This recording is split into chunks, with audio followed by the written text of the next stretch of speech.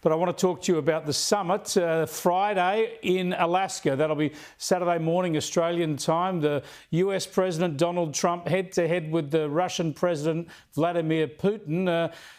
Ukraine is going to be the number one and perhaps the only item on the agenda. Here's what Donald Trump has said about the meeting.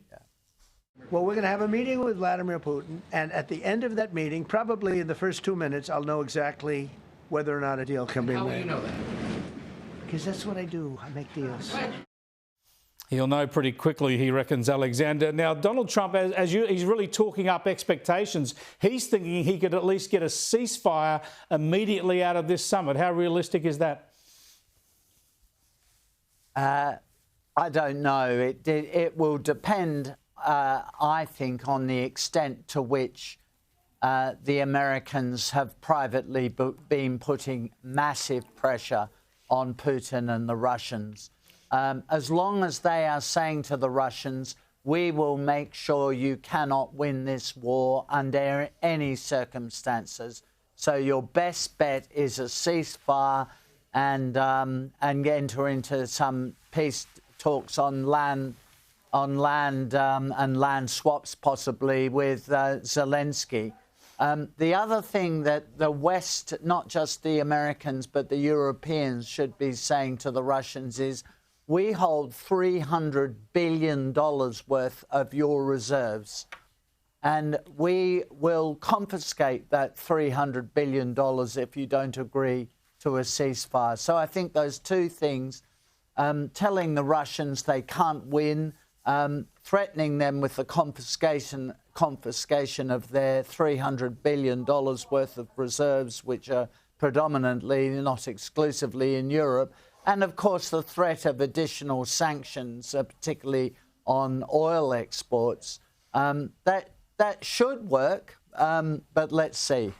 Now, Vladimir Zelensky's not involved in this at the moment. He'll be meeting with Keir Starmer in London tonight.